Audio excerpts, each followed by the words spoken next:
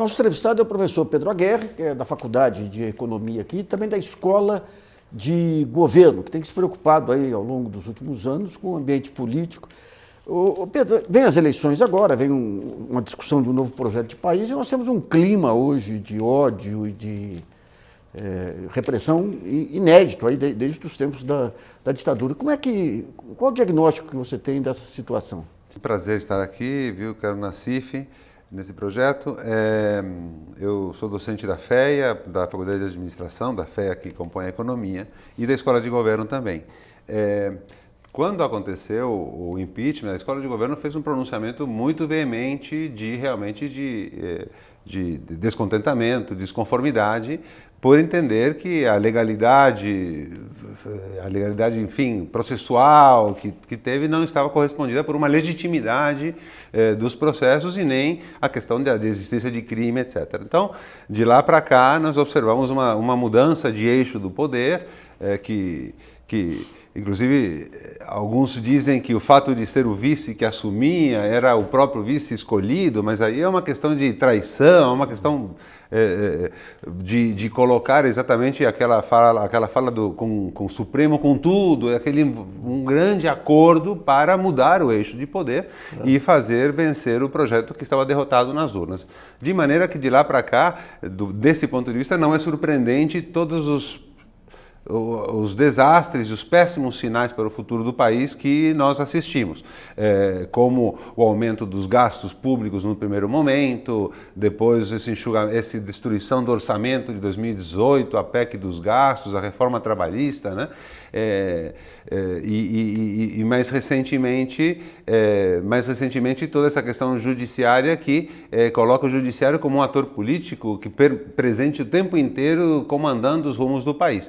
Inclusive, sendo mais rápido para uns e encerrando processos contra outros. Então, é um ambiente extremamente desconfortável para o conjunto da sociedade. A gente nota que não somente a opinião pública organizada, mas a sociedade em geral está muito descontente e muito assustada com os rumos do país. E o que explica a aparente imobilidade aí da opinião pública? Houve um recente artigo que dizia que não é apatia, né? Ou seja, o argumento mais geral de que haveria uma apatia da sociedade, que não se preocupa com política. Em realidade, essa relação da sociedade civil com a política ela é uma relação muito particular no Brasil, que em grandes momentos se manifesta, vamos lembrar das diretas já, ou do fora Collor, porque diferentemente do impeachment, do golpe que nós estamos vivendo no Brasil, no fora Collor havia uma manifestação popular de rua em função de sinais evidentes que estavam postos, né? Então, a questão da relação da sociedade civil com a política, ela é muito complexa e muito particular no Brasil durante toda a República, de maneira que não devemos pensar de uma forma muito simplória em apatia. Tá. A gente nota nas ruas. O Carnaval agora é um momento em que os blocos trazem temas extremamente críticos e você nota o mundo da cultura extremamente engajado. Agora, por outro lado, quer dizer, quando vem a campanha do impeachment, você tinha um descontentamento latente em toda a sociedade que foi canalizado aí por alguns grupos políticos, mas principalmente pela mídia contra a presidente da República. Então você tinha a mobilização, você tinha... Quando baixa o nível das águas, a gente percebe que movimentos que nem MBL e outros praticamente só existem na mídia, né? Eles fazem uma manifestação, 15 pessoas, dá uma manchete. Exato. Essa questão da classe média, depois do golpe, qual o diagnóstico que você dá para essa classe média mais rancorosa, que bateu panela e tudo? Eu acho que o fato dela estar mais silenciosa não significa que ela é menos incidente e menos cuidadosa. Eu acho que essa classe média não lê a conjuntura como o conjunto dos economistas e da sociedade a lê. Portanto, o brutal desemprego, a precarização da reforma trabalhista não são fatos que para ela a mobilizam tão intensamente. Isso eu acho que é uma questão que nós temos que nos preocupar, de que a leitura da realidade por diferentes grupos sociais não é igual. Mas da mesma maneira como, e isso significaria dizer que em determinadas circunstâncias pode ser um grupo social que uma parte dele vai reforçar o golpe e as decisões que vão acontecer nesse ano tão complexo de 2018. Mas eu me refiro nesse momento, ao falar isso, a um setor mais circunscrito da classe média, que tem amplos interesses econômicos, que tem uma clareza política, se coloca no perfil ideológico da direita. Mas esse não é o perfil do conjunto da classe média. Só que com uma espécie de muro que separa ela do acesso à informação, pela hegemonia da mídia, essa disputa por essa classe média mais abrangente não se dá tanto. Eu lembro um estudo do Vanderlei Guilherme dos Santos, em 62, prevendo o golpe, tudo lá. E ele falava muito do discurso do Carlos Lacerda. Apesar do Carlos Lacerda ser um cara brilhante, tudo, o discurso dele era de uma simplificação que os acadêmicos ironizavam a visão de mundo dele, e o Vanderlei falava, mas isso aí é profundamente eficiente, porque bate direto no tipo de compreensão da classe média. Hoje a gente vê um discurso de direita muito simplório, muito simplificador, sendo mais eficaz do que bandeiras de solidariedade, bandeiras de projeto nacional. Como que tem que se entrar nessa disputa de discurso? É complexo, porque não é fácil discutir Brasil e a relação da sociedade com a política. Eu diria que nós, sociedade brasileira, tivemos uma vitória no que diz respeito a toda a narrativa sobre as políticas públicas de inclusão.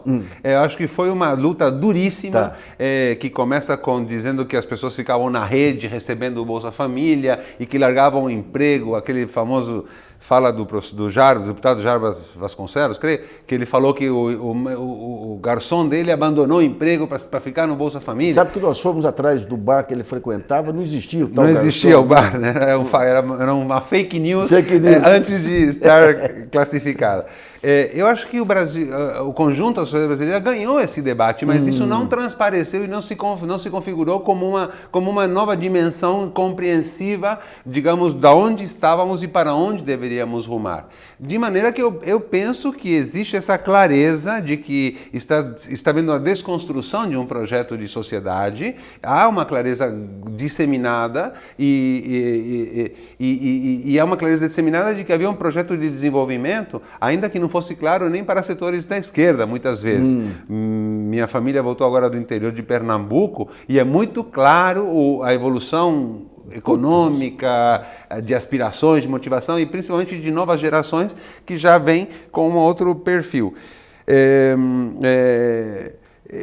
Eu tenho a impressão de que esses fenômenos que vamos assistir em 2018, de definição das candidaturas presidenciais, da questão da importância das bancadas legislativas, o risco que nós temos hoje, que acho que a sociedade precisa ficar alerta, que nós temos um risco de formação de uma bancada conservadora que tenha capacidade de fazer mudanças à Constituição, à torto e à direito. Então, é muito importante que os setores progressistas da sociedade consigam fazer 200 deputados, 180 deputados, como mínimo. E isso é um elemento que nós temos condições de disputar junto à sociedade, que é fundamental. Quais são as bandeiras unificadoras dessa visão progressista?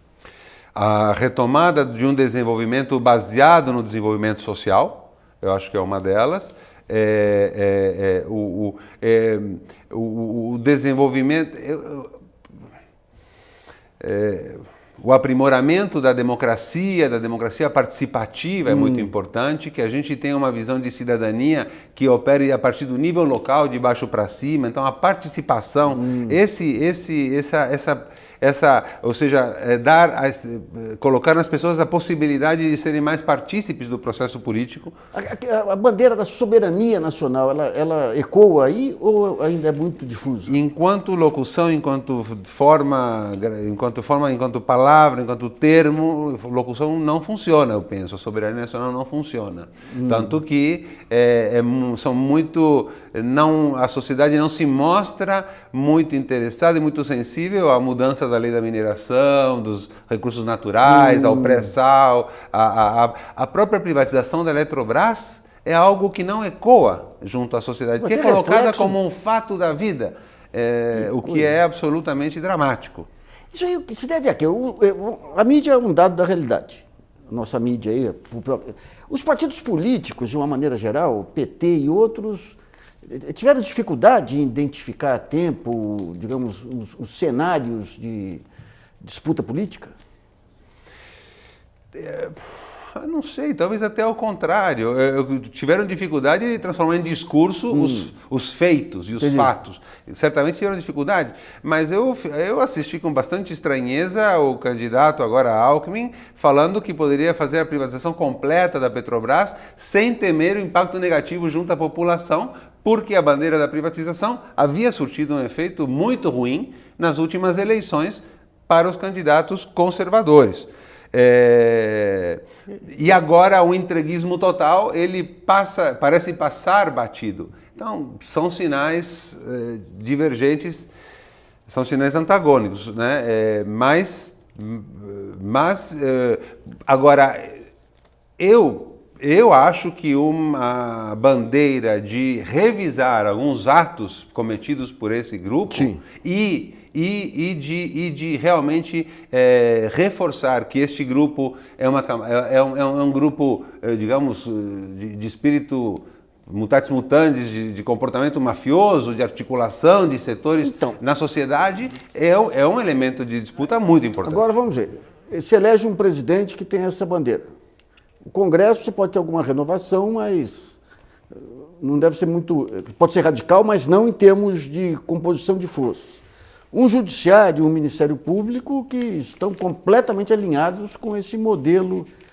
De onde que viriam as forças capazes de criar uma massa crítica para corrigir os excessos aí de judiciário, de Congresso, refazer a destruição que foi imposta aí pela organização comandada pelo Temer? Nós temos 10, 20 anos de ação de várias organizações no que diz respeito ao controle da mídia. Importantes organizações, artigo 19, várias, agora não me vem à mente. E temos um conjunto importante de pessoas vinculadas ao judiciário, a Associação do Ministério Público Democrático, a Associação dos Juízes pela Democracia e outros. Mas essa bandeira do controle social do judiciário ela está muito enfraquecida atualmente. Ela é fundamental. Nós vimos o Conselho Nacional do Ministério Público tendo uma pessoa de voz crítica e sendo duramente atingida, e o Congresso Nacional, e a mesma coisa no campo do Judiciário, do Conselho Nacional de Justiça.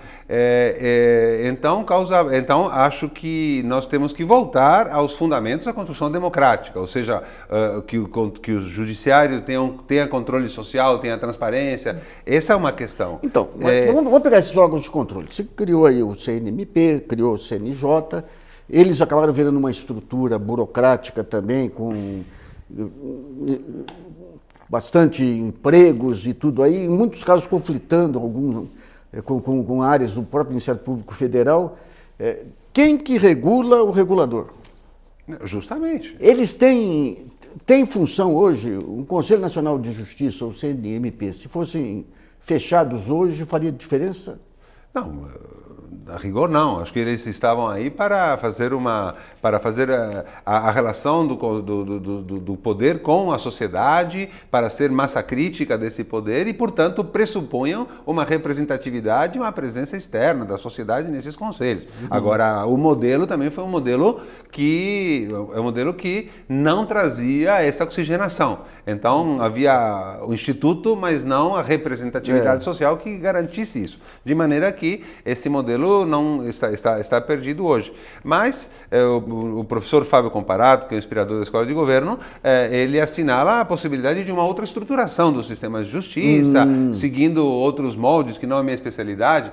Temos aqui no pessoal do direito várias pessoas capazes de fazer uma análise crítica do judiciário. Acho que temos, por um lado, pensar modelos mais interessantes de indicação do juiz do Supremo, de estrutura e de controle social também.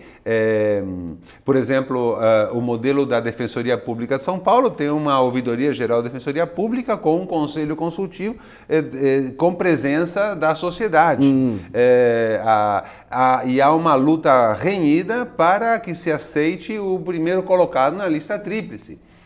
que tem sido desprezado para que uma lista tríplice se o governador ou o presidente escolhe quem ele deseja. Mas se a gente pegar, por exemplo, no caso do Ministério Público, a lista tríplice foi um dos fatores de fortalecimento de um corporativismo cego lá também. Pois é, mas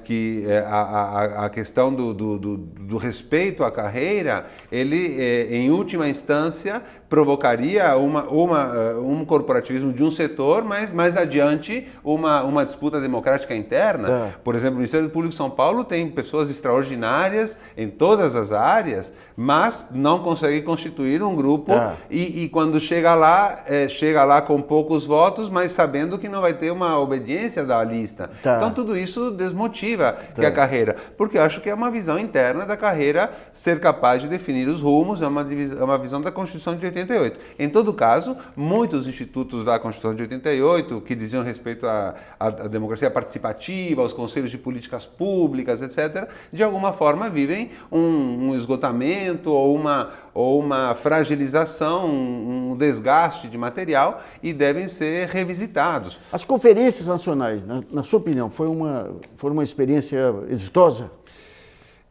Eu acho que é uma experiência exitosa no geral. O caso que eu acompanhei um pouco mais de perto, a Conferência de Segurança Pública, foi muito complexa, onde os órgãos do Estado operavam na chave da sociedade civil, via instituições, organizações ligadas aos aparelhos de Estado. Então, houve uma hegemonia dos aparelhos de Estado na conferência, fazendo que ela fosse muito frágil e de muito pouco efeito, e muito mais atuando na direção do endurecimento do que da discussão de alternativas, endurecimento penal, penas, aprisionamento, do que outros paradigmas da segurança pública, e ser um lugar de formulação. A conferência tinha um papel importante, ser um lugar de formulação e democratização dos paradigmas existentes, e acabou sendo o reforçador de um certo fla-flu interno, mas foi um resultado muito importante. As conferências foram um fator mobilizador que gerou uma massa crítica, um adensamento do tecido social, eu tenho a impressão, e é um caminho muito importante que agora está jogado aí na Bacia das Almas. Tá vendo? Em relação, digamos, às eleições, aí, você tem o fator Lula, que é o único que junta todas as pontas, mas na hipótese de não ter Lula, como é que se daria a polarização nessas eleições? Eu acho que mesmo o PT já começa a transparecer a análise de alternativas, etc. e tal. Há um fato inegável de que tem havido uma ampliação do prestígio do presidente Lula nesses últimos meses, pelo seu comportamento aguerrido, pelo seu enfrentamento, e também pelo outro lado, que mostra fragilidades monumentais na condução do processo, um ativismo judiciário, da Lava Jato, cada dia mais notícias deixando uma dúvida na sociedade sobre a seriedade, sobre a seletividade da Lava Jato, e tudo isso fortaleceu muito a figura política do presidente Lula. E isso leva a um cálculo de que ele presente ou ele ausente é um ator fundamental desse processo, né?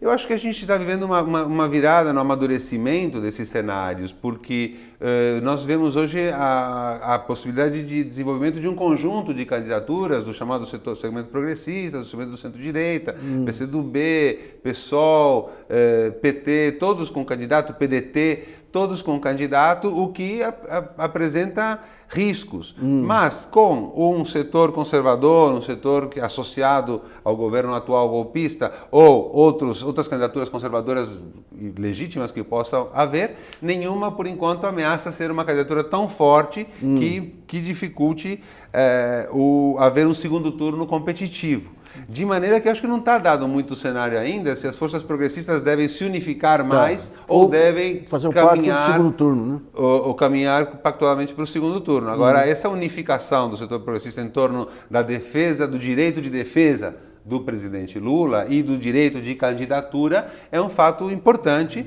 que, inclusive, eu acredito, traz simpatizantes e traz apoios fora do campo progressista propriamente dito. Tá. Qual que é a dificuldade da direita de criar um projeto de país? Porque falar só em privatização e desmonte, isso aí não é projeto. O dia seguinte que você tem que... O que acontece com a nossa direita aí? Como você citou o caso do Lacerda, né, do udenismo e das frases simples e do discurso simples, eu acho que a característica da direita não é o desenvolvimento de um projeto estruturado e organizado, mas é falar, por um lado, uma linguagem que gere retorno econômico e, por outro lado, falar com as massas, né? E, nesse sentido, a direita, junto com o seu monopólio da mídia, tem sido muito eficaz em falar com as classes mais baixas, desgastando até o legado das políticas públicas mais recentes. Então, eu não vejo que seja uma preocupação nem para eles, nem para os seus apoiadores dessa classe média mais conservadora, por exemplo, esse desenho completo. Então, sim, mas eles não conseguiram gerar um candidato competitivo, né? Não conseguiram gerar. Não conseguem formular um sonho. Que a parte inicial de qualquer campanha... O Collor formulava um sonho. No meio daquela onda liberal, ele trazia um sonho aí muito nítido de combate ao centralismo de Brasília. Hoje você não tem... Abrir carroças, ele falava os privilégios, ele conseguia conseguiu dialogar com a sociedade. Foi um momento ímpar do ponto de vista da ciência política, com todos os buracos dessa nau, mas era um projeto político que conseguiu fazer a disputa na sociedade. E foi interessante que na vitória do Collor houve uma espécie de sensação de vingança da sociedade, da classe média alta, que foi para a rua dizer agora sim, agora vai. Então houve realmente esse casamento. Mas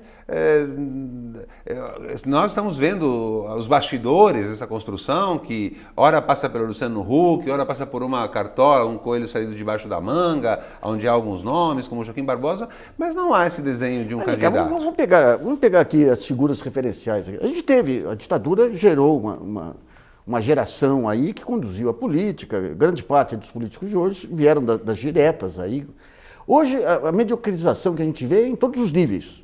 A esquerda, se você tira o Lula, você não tem ninguém com dimensão. A direita, a parte mais alta é o Alckmin. Você vai no judiciário, é Carmen Lúcia e Barroso. Você vai no Congresso nem se fala. E na presidência, Michel Temer. Na mídia, as referências também deixaram de... essa horizontalidade, esse país plano aí, o que está acontecendo isso aí? Essa diluição, essa perda de... Você tinha, por exemplo, quando veio a redemocratização, você tinha aquelas figuras, os sábios, os Barbosa, Lima Sobrinhos, todas aquelas pessoas que vinham lá de trás, Roberto Campos, no campo da direita. Justo. Mas que vinham lá de trás trazendo as luzes e... Hoje você não tem mais nada disso. Os exilados trazendo referenciamento democrático, tudo isso. Você tem uma questão geracional, 30 anos, 35 anos de ditadura, e aí é importante fazermos um pouco o esforço de reflexão sobre o que se deu nesses 30 anos. Uma primeira análise diz que a esquerda não foi capaz de fazer a disputa simbólica, a transformação educacional, a transformação estrutural, a regulação da mídia, mas... Isso é uma análise mais complexa de fazer, o que era possível, o que não era, nos contornos de como foi colocada a candidatura progressista. Mas, ainda que isso tivesse acontecido, esse resultado teria vindo de qualquer maneira. Que o esgotamento de uma geração, a fragilidade da construção de uma nova geração. A minha geração, na faixa dos 50 anos, é um buraco. Não temos grandes líderes, grandes referências. De maneira que é uma fragilização. O que chamávamos de baixo clero, hoje está nos cargos de presidência de comissão e de reunião de líderes partidários. É o que antigamente nós tivemos como baixo clero. O Marum e... O Temer era terceiro escalão do MDB. Justamente. O pessoal do segundo escalão não dava atenção para ele. Não dava atenção para ele, justamente. Então, eu acho que é um conjunto de fatores. O que me espanta e o que acho que deve nos indagar muito é como se dá a revitalização democrática da instituição, que, por sinal, está em crise no mundo inteiro. Você ouve os relatos de como as pessoas barateiam o valor da convivência democrática, o valor do pluralismo de ideias, os partidos de centro-esquerda convergindo para uma perspectiva chamada da responsabilidade, portanto, perdendo a capacidade de inovação no globo como um todo, um conflito das grandes potências se colocando de novo no centro, galvanizando todo o ambiente que poderia ser de inovação para uma disputa geopolítica, Oriente Médio e agora América Latina como centro de uma disputa hegemônica. Então, dentre todos esses elementos, a reinvenção da democracia é um desejo, um sonho, uma necessidade histórica, mas que ainda não encontramos como isso vai se dar. Eu, como uma pessoa de pendor um pouco mais otimista, eu imagino que 2018 é um grande ano pedagógico. Na escola de governo, nós apostamos muito em ampliar a formação. Agora, em convênio com a PUC, nós queremos ir às periferias, dar formação, ouvir, escutar, juntar os jovens, novas gerações em processos formativos de encontro, de reflexão sobre os rumos do país, que é fundamental. Mas tem que ser construído juntos. Acho que cientistas políticos mais preparados na análise da conjuntura podem ter outras respostas, mas no plano tático, programático, do que fazer e de como trabalhar, nós temos que discutir a participação, a democracia. O professor Fábio Conder tem falado muito na radicalização da democracia no nível local, e acho que 2020, agora as eleições municipais, são um momento muito importante. Portanto, nós temos que ter um olhar em 2018, olhar pedagógico, olhar de refazermos as narrativas, mas também temos um olhar para a reconstrução da política. Qualquer que seja o resultado da disputa eleitoral e dos resultados eleitoral, nós teremos que reinventar a política para 2018, que é quando se configura digamos, a correlação de forças e as forças na sociedade. Tá bom, mesmo. Muito obrigado aqui por sua participação. Encerramos aqui mais uma etapa aí do Projeto Brasilianas, uma parceria do jornal GGN com a PUC São Paulo.